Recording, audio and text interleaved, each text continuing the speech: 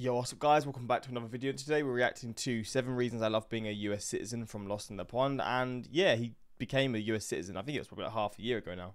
Time does pass quick, because I remember reacting to those as if it was like a few weeks ago, but I think it's like half a year, maybe even longer. But yeah, we're going to check this out and see 7 things he loves. I guess seven reasons, maybe it's things that have just become easier for him.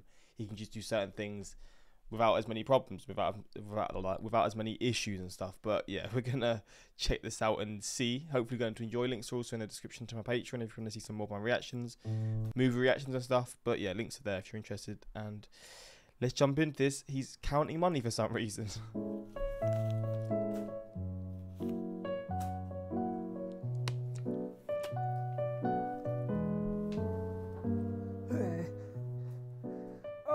My knees. 8 months ago, I became a citizen of the United States, and I've been thinking about, during that time, so much has happened, right? I've moved into my first American house, I bought a dog, and I've just generally been snowed under with stuff. And so I haven't really had the time to contemplate the fact that I am in fact an American citizen.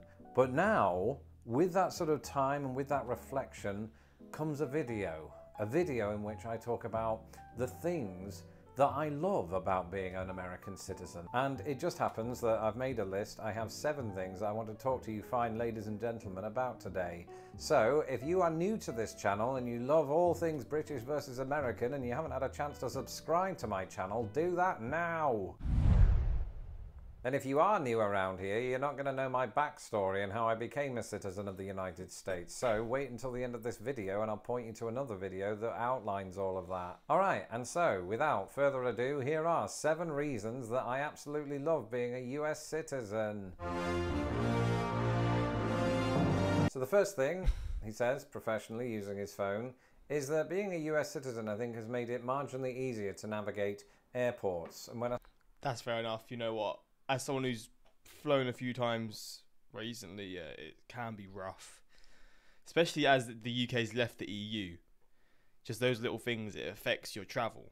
So I can understand from him, now being a citizen, changes everything. When I say that, I don't mean that I've suddenly become better at maps. I just mean that, you know, you've got off your flight, you have to queue up with all of these sweaty people, and then you get your passport stamped by some individual on the other side of some glass. And that individual on the other side of some glass used to look me up and down. And I don't think they fancied me or anything like that. In fact, I think it was quite the opposite. I think they were suspicious of me. And so they would ask me questions. You know, what was the nature of your visit to the United Kingdom? Why are you back in the US? What are you going to do now that you're here? What's your mother's maiden name? You know, what's the last 4 of your social? That they can't ask things like that, because they already have that information. And it always just felt a little uncomfortable. I know they're doing their job, there's nothing against them. It would just hold me up a bit, and all I wanted to do was go and get my luggage, get in the taxi ride and go home. But on this most recent visit, with my newly acquired United States passport, they looked at me with stars and stripes coming out of their eyes, and they just said, yeah, welcome home, Lawrence. Go on, get your lift, we'll even call it for you. They didn't do that.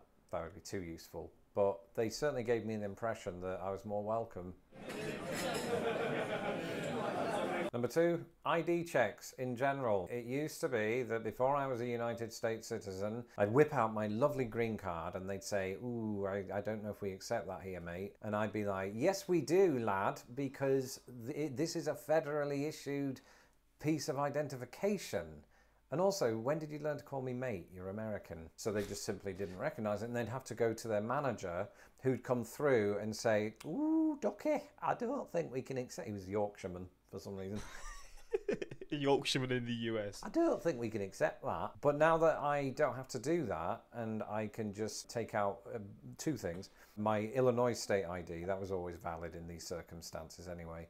Or my new US passport. I mean, it's not something I carry with me all the time, but I might start doing that just to feel good. Show us your ID. There it is. Picture of me. This is invisible. I'm not going to show you the real thing. Picture of me on the inside, date of birth, and a bald eagle to prove that I am who I say I am, and I am the nationality that you think I'm not.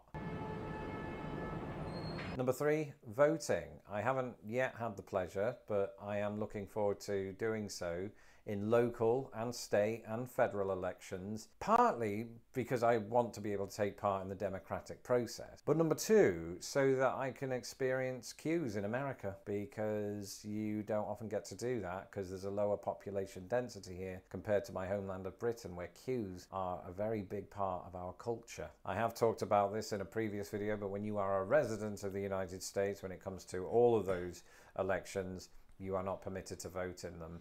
So I had to watch others do it and go on Instagram with the little, ooh, look at me, I voted stickers. It's going to be embarrassing from me. I'll have them all over my face and my body. I will just dress up in stickers. Number four, and this is really just tied to my desire to pretend to be an international spy. I really love the notion of having dual British-American citizenship. It's greedy in a way, although I've known people to have more than two, and they are the... You can have more than 2 citizenships? Wait, is there a limit to how many citizenships you can have? The real greedy ones that you need to look out for. I like having 2. It makes me feel special, until I realise it's just documentation and that's all it is. People ask me, ooh, did you keep your British passport? And when I tell them, yeah, like dual citizen, mate, they think that's the coolest thing. Or at least they do this face where they're like, neat, tears and graces.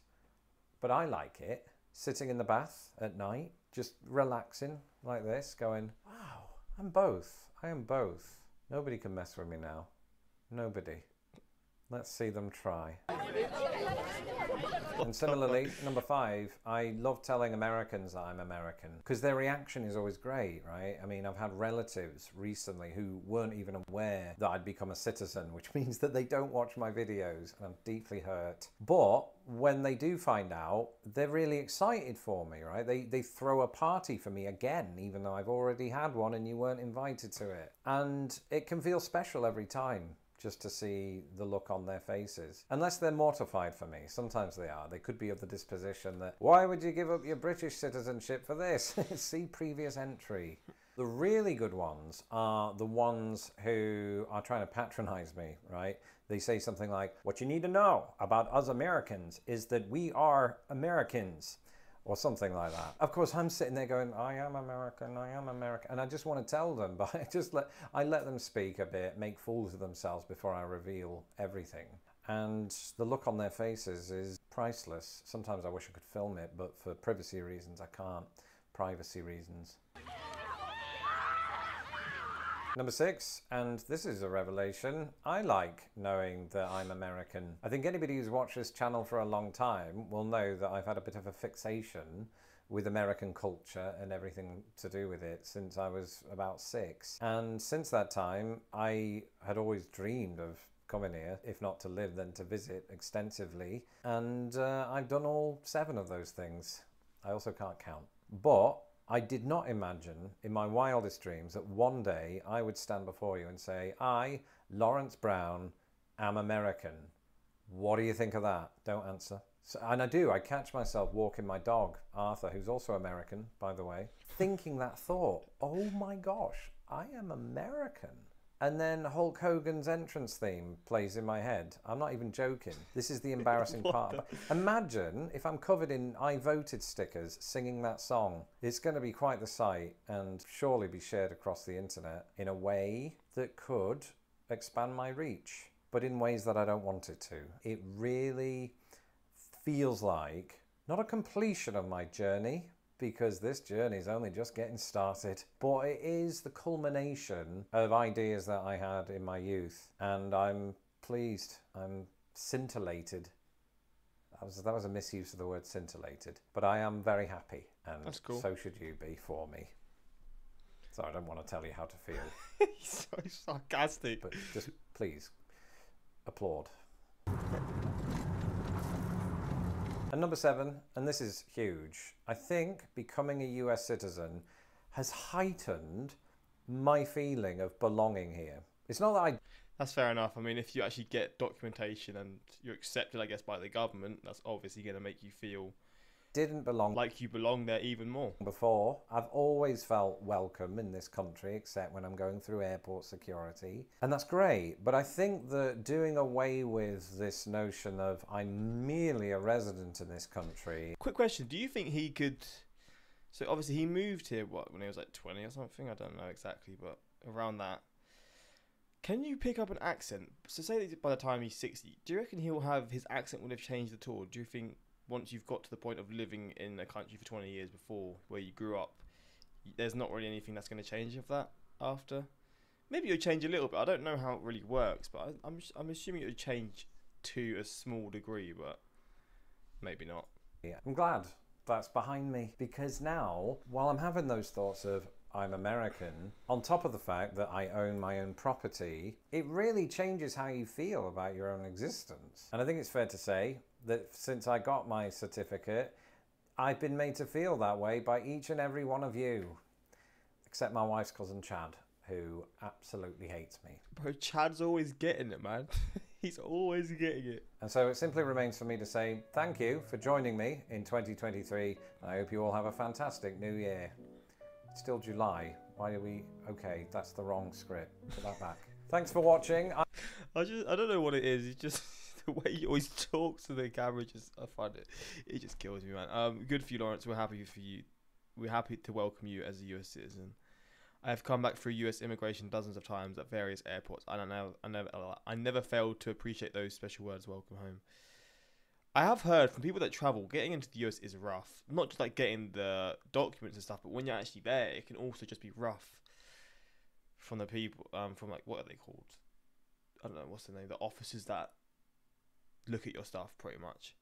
It can be a bit of a rough thing if you're not from the US. As an American citizen, I wish more American citizens felt this way. As cool as well, being a dual citizen is one of those things that I guess gives you benefits. I don't think...